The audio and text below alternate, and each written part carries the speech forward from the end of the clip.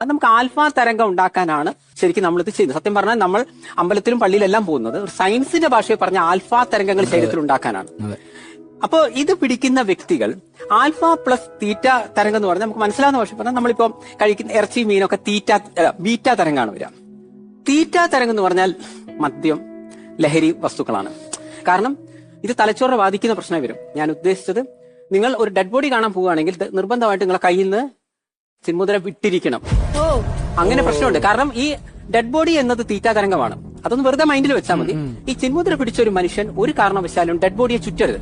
കാണാം, പക്ഷെ ചുറ്റരുത്. ചുറ്റിയാൽ അത് തീറ്റ തരംഗമാണ്, നിങ്ങൾക്ക് പണി കിട്ടും. അതേപോലെ പ്രേതബാധയുള്ള വീട്, മദ്യപിച്ച വ്യക്തികൾ, കഞ്ചാവടിച്ച ആളുകളെ ചുറ്റരുത്. എന്റെ അനുഭവമാണ് പറയുന്നത്.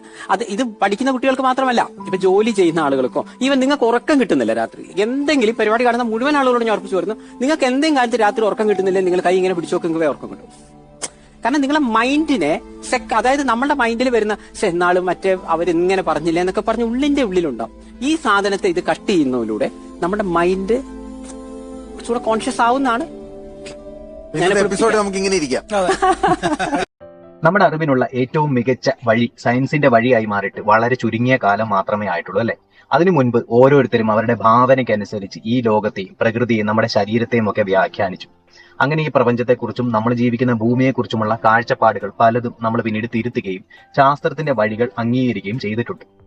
പക്ഷെ നമുക്ക് ഇന്നും പരിഷ്കരിക്കാനാവാത്ത എന്തെങ്കിലുമൊക്കെ കൊണ്ടു നടക്കുന്നുണ്ടെങ്കിൽ അതിന്റെ കാരണം ആ അറിവില്ലായ്മയെ മതത്തിന്റെ പരമമായ അറിവായി ആരോ ചിത്രീകരിച്ചതിന്റെ ഫലമാണ്. കാരണം മതങ്ങൾ ഒരിക്കലും പരിഷ്കരിക്കാൻ സാധ്യമല്ലാത്ത ഒരു പഴഞ്ചരക്ക് മാത്രമാണ്. ഒരു സാധാരണ വിശ്വാസിക്ക് അതൊക്കെ പഴയ വിശ്വാസങ്ങളാണ്. ഇതിലൊക്കെ എന്തെങ്കിലുമൊക്കെ കാണുമായിരിക്കുമെന്ന് മാത്രം പറഞ്ഞാൽ മതിയെങ്കിൽ ഒരല്പം പേരും പ്രശസ്തിയും ഒക്കെ ഉള്ള ഒരാളെ സംബന്ധിച്ച് താൻ വിശ്വസിക്കുന്ന മണ്ടത്തരങ്ങൾക്ക് വലിയ വലിയ സൈദ്ധാന്തിക സ്ഥലങ്ങൾ ഉണ്ടാക്കിയാൽ മാത്രമേ ഞാൻ അവനെപ്പോലെ ഒരു വെറും ഡാഷ് അല്ല എന്ന് പറയാൻ സാധിക്കുകയുള്ളൂ. മനുഷ്യ ശരീരത്തെക്കുറിച്ച് വലിയ ധാരണയൊന്നും ഇല്ലാതിരുന്ന കാലത്ത് ഉണ്ടാക്കിയെടുത്തിരുന്ന ചില മനോജന്യ സങ്കല്പങ്ങളാണ് ഇന്നും മതങ്ങൾ കൊണ്ടു നടക്കുന്നത്.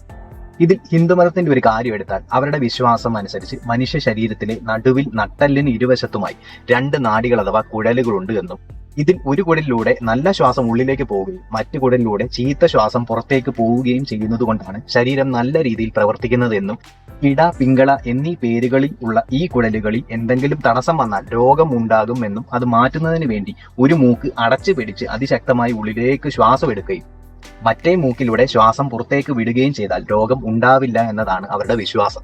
എന്നാൽ ഈ പരിപാടി ചെയ്തു നടന്ന കാലഘട്ടത്തിലെ രാജാക്കന്മാർക്ക് പോലും 50 വയസ്സിന് മുകളിലോട്ട് ജീവിക്കാൻ സാധിച്ചിരുന്നവർ വളരെ ചുരുക്കം പേര് മാത്രമായിരുന്നു. ഇതുമായി ബന്ധപ്പെട്ടുള്ള കുറച്ചുകൂടി വിശദമായ അന്ധവിശ്വാസ വ്യാഖ്യാന ഫാക്ടറിയാണ് ശരീരത്തിലെ കുറെ ചക്രങ്ങളുണ്ട് എന്നും ഈ ചക്രങ്ങൾ കൃത്യമായി ഗിയർ സിസ്റ്റം പോലെ പ്രവർത്തിക്കുമ്പോഴാണ് നമുക്ക് ശരിയായി പ്രവർത്തിക്കാൻ കഴിയുന്നത് എന്നുമാണ് ഈ വ്യാഖ്യാന ഫാക്ടറി പറയുന്നത്. സ്വാധിഷ്ഠാന ചക്രം, മണിപൂരണ ചക്രം, കുണ്ടലിനി എന്നൊക്കെ പറയുന്നത് ഒരുപക്ഷെ നിങ്ങൾ കേട്ടിട്ടുണ്ട്. ഇതൊക്കെ ഏതെങ്കിലും ഒരു സന്യാസിയോ പൂജാരിയോ ഒക്കെ പറയുന്നത് കേട്ടാൽ ഒരു പൂച്ചക്കുഞ്ഞു പോലും തിരിഞ്ഞു നോക്കില്ല. പക്ഷെ സമൂഹത്തിൽ അറിയപ്പെടുന്ന ആരെങ്കിലും ഇത് പറഞ്ഞാൽ എന്തെങ്കിലുമൊക്കെ കാണുമല്ലോ എന്ന് ചിന്തിക്കുന്നവരാണ് നമ്മളിൽ പലരും. അങ്ങനെ ഒരു വീഡിയോയാണ് ഇത്. ഇതിൽ സന്തോഷ് പണ്ഡിറ്റ് പറയുന്നത് ആൽഫ തരംഗങ്ങൾ, ബീറ്റ തരംഗങ്ങൾ, ഗാമ തരംഗങ്ങൾ എന്നിങ്ങനെയുള്ള തരംഗങ്ങൾ ഉണ്ട് എന്നും അത് ഓരോ തരം എനർജിയാണ് എന്നും ഓരോരുത്തരുടെയും അടുത്തു നിന്നും ഇങ്ങനെയുള്ള വ്യത്യസ്തങ്ങളായ എനർജി തരംഗങ്ങൾ ഉണ്ടാവാറുണ്ട് എന്നും ഈ തരംഗങ്ങൾ സമീപത്തുകൂടി പോകുന്ന ആളുകളുടെ ശരീരത്തിൽ അപകടങ്ങൾ ഉണ്ടാക്കുമെന്നും എന്നാൽ ഈ അപകടങ്ങളെ ഒഴിവാക്കാൻ കൈവിരലുകൾ ഒരു പ്രത്യേക രീതിയിൽ മുദ്രയാക്കി പിടിച്ചാൽ മതി എന്നുമാണ്. സാധാ വിശ്വാസിയുടെ അന്ധവിശ്വാസം സാധാ ലെവലാണെങ്കിൽ സെലിബ്രിറ്റി അന്ധവിശ്വാസിയുടെ അന്ധവിശ്വാസം സെലിബ്രേറ്റ് ലെവലാണ്. ഇത്രയും വലിയ മണ്ടത്തരങ്ങൾ പബ്ലിക്കായിട്ട് പറയുമ്പോൾ ഇത് കാണുന്ന ആ ഓപ്പോസിറ്റ് ഇരിക്കുന്ന സഹ സെലിബ്രിറ്റികൾ വാവ് ഫണ്ടാസ്റ്റിക് എന്നൊക്കെ ഉള്ള തരത്തിലുള്ള വായും പൊളിച്ചിരുന്നാണ് കേൾക്കുന്നത്. സന്തോഷ് പണ്ഡിറ്റ് പറഞ്ഞതിൽ കുറച്ച് കാര്യങ്ങൾ ശരിയാണ്. പല എനർജി ലെവലിലുള്ള തരംഗങ്ങളുണ്ട് എന്നത് വസ്തുതയാണ്. പക്ഷേ അത് മനുഷ്യന്റെ ശരീരത്തിൽ നിന്ന് പുറപ്പെടുവിക്കാൻ തുടങ്ങിയാൽ എന്തായിരിക്കും അവസ്ഥ എന്ന് സാമാന്യ വിവരമുള്ള ഒരാൾക്ക് ചിന്തിക്കാവുന്ന കാര്യം മാത്രമാണ്. ഈ ആൽഫ തരംഗങ്ങൾ എന്ന് പറയുന്നത് എക്സ്റേ തരംഗങ്ങൾ പോലെ അതിശക്തമായ അയോണൈസിംഗ് പവറുള്ള വൈദ്യുത കാന്തിക തരംഗങ്ങളാണ്. അതൊരിക്കലും മനുഷ്യന്റെ ശരീരത്തിൽ നിന്നും ഉണ്ടാവില്ല. എക്സ്റേ മെഷീൻ പോലുള്ള ശക്തമായ പവറുള്ള മെഷീനുകളിൽ നിന്നോ അല്ലെങ്കിൽ റേഡിയോ ആക്റ്റീവായ ചില ഐസോടോപ്പുകളിൽ നിന്നും ഒക്കെയാണ് ഇത്തരം തരംഗങ്ങൾ ഉണ്ടാവുന്നത്.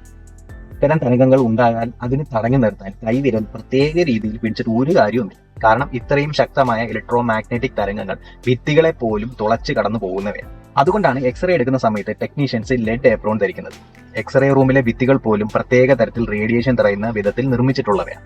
ഇത്ര ശക്തമായ റേഡിയേഷനാണ് മനുഷ്യന്റെ ശരീരത്തിൽ നിന്നും പുറത്തു വരുന്നത് എന്ന് പറയുന്ന മണ്ടത്തരം അവഗണിച്ചാൽ തന്നെ മുദ്രകളിലൂടെ അതിനെ തടഞ്ഞു നിർത്താൻ പറ്റുമെന്ന് പറയുന്ന മറ്റൊരു മണ്ടത്തരം കൂടിയാണ് സന്തോഷ് പണ്ഡിറ്റ് എഴുന്നള്ളിക്കുന്നത്. ഇവിടെ ഇദ്ദേഹത്തിന് എന്തൊക്കെയാണ് ആൽഫ ബീറ്റ തരംഗങ്ങളെന്നോ മനുഷ്യ ശരീരം എങ്ങനെയുള്ളതാണ് എന്നോ റേഡിയേഷൻ തടയാനുള്ള മാർഗങ്ങൾ എന്തൊക്കെയാണ് എന്നോ ഉള്ള കാര്യത്തെക്കുറിച്ച് LKG അറിവ് പോലും ഇല്ല. പക്ഷെ സെലിബ്രിറ്റി എന്ന തരത്തിൽ ഈ മണ്ടത്തരങ്ങൾ വിളിച്ചു പറയുമ്പോൾ അത് അതേപടി വിശ്വസിക്കുന്ന ഒരുപാട് പേര് നമ്മുടെ ഇടയിലുമുണ്ട്. ഇനി ഈ പറയുന്ന പോലുള്ള വൈദ്യുതകാന്തിക തരംഗങ്ങൾ ഉണ്ടോ എന്ന് പരിശോധിക്കുവാനുള്ള ഉപകരണം ഇപ്പോൾ ലഭ്യമാണ്. ഗീഗർ കൗണ്ടർ എന്ന ഒരു ലഘു ഉപകരണം വാങ്ങി ഈ പറഞ്ഞ രീതിയിലൊക്കെ ഒന്ന് പരീക്ഷിച്ചു നോക്കിയാൽ അപ്പോൾ തന്നെ ഇത് തെറ്റാണെന്ന് തെളിയിക്കാനും സാധിക്കും. കൂട്ടത്തിൽ ഒരു കാര്യം കൂടി പറയട്ടെ, കല സാമൂഹിക പരിഷ്കരണത്തിനുള്ള ഒരു ഉപാധിയായി ആണ് ഉണ്ടായി വന്നതെങ്കിലും ഇന്ന് കലാകാരന്മാർ അതിന്റെ നേർ വിപരീതമാണ് ചെയ്തുകൊണ്ടിരിക്കുന്നത്. അവർക്ക് സാമൂഹിക ബോധമോ മാനവിക ബോധമോ ശാസ്ത്രബോധമോ അല്പം പോലും ഇല്ല എന്ന് വളരെ സങ്കടകരമായ ഒരു വസ്തുതയാണ്. ഈ അടുത്ത നാളിൽ ആദില നൂറ എന്നീ പെൺകുട്ടികളെ കുറിച്ച് മോശമായി ചിത്രീകരിക്കത്തക്ക വിധം പറഞ്ഞ ഒരു സെലിബ്രിറ്റിയുമായി ഞാൻ സംസാരിച്ചു. അതിന്റെ വീഡിയോ ഒരു പബ്ലിക് അവയർനെസ് എന്ന രീതിയിൽ പ്രചരിപ്പിച്ചിരുന്നു. അതിന് അയാൾ ആ പേജ് തന്നെ, അതായത് എന്റെ പേജ് തന്നെ പരാതി നൽകി പൂട്ടിക്കുന്ന നടപടിയാണ് പിന്നീട് ഉണ്ടായത്. ഇങ്ങനെ എന്തൊക്കെ ചെയ്താലും നമ്മളെ സംബന്ധിച്ച് ഇത്തരത്തിലുള്ള അന്ധവിശ്വാസ പ്രചരണവും അമാനവിക പ്രചരണവും ഒന്നും കണ്ടില്ല എന്ന് വെക്കാൻ പറ്റത്തില്ല. അതുകൊണ്ട് തന്നെ ഇവർ സമൂഹത്തിലേക്ക് പരത്തുന്ന മാലിന്യങ്ങൾ അടിച്ചു വൃത്തിയാക്കുക എന്ന തൊഴിൽ ഞാനും എന്നെ പോലുള്ള സ്വതന്ത്ര ചിന്തകരും ഇനിയും ചെയ്തുകൊണ്ടേയിരിക്കും. അതുകൊണ്ട് ഇത്തരത്തിലുള്ള അന്ധവിശ്വാസങ്ങൾ പ്രചരിപ്പിക്കുന്നതിനെതിരെയുള്ള എന്റെ എളിയ ഒരു ശ്രമം എന്ന നിലയിൽ നിങ്ങൾ ഈ വീഡിയോ പരമാവധി ഷെയർ ചെയ്യുക, ഈ ചാനൽ സബ്സ്ക്രൈബ് ചെയ്യുന്ന കാര്യം പരിഗണിക്കുക. So by.